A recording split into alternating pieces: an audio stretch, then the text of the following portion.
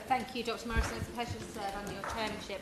Last week I was invited to Goodens Farm in Stowborough in my constituency of Mid Dorset North Poole. Phil Randall is a third-generation farmer, and he hosted us with the other Purbeck farmers, dairy, beef and arable, and I saw the investment in his equipment, his buildings and his livestock.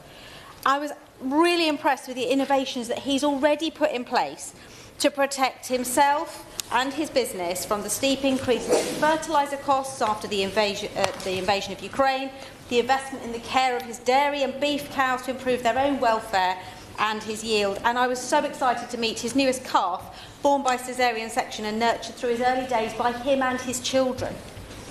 I was shocked when he told me that his farm is run entirely by him, his wife, his children and 2 members of staff, which gives me the impression that there is no money left to pay anybody else on that farm. It was really clear that Phil and the other farmers there, including Ian, Chris, Nikki and Catherine, care deeply, from the other farms, not his staff, they care deeply about their own farms, but they also care about the wider sector and protecting the countryside, ensuring food security and making sure that they have a sustainable business. And one farmer shared with me that the margins on his farm are just 1%.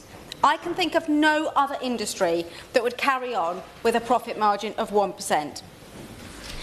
They are deeply angry about what happened last year, but they have now come to the conclusion that it's unlikely the Chancellor is going to U-turn. So they asked me to convey their ideas of what they want from the government.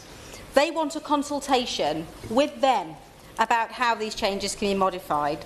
They recognise there are people buying up land in the countryside that are not producing food and they're not supporting environmental aims of the government to mitigate climate change. They support the introduction of a family farm tax as proposed by the Liberal Democrats and the transfer of the inheritance tax liability to the point of sale of assets and not the inheritance. They want to see a temporary relief to create time for estate planning, not just for elderly farmers, but for anyone who dies unexpectedly in the next 3 to 4 years, noting that farming is an incredibly dangerous profession at any age. They want to see institutional investors forced to be more transparent, having raised concerns about wealth being hidden in their land. They want to see APR and BPR separated with separate thresholds. Would you like to give way at that point? I'll get happy to give way.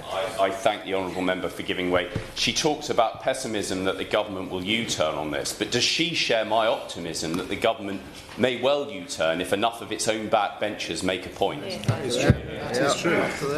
That's not really for me to say, but I hope that they're listening, and I hope. And the important thing about this is there is time.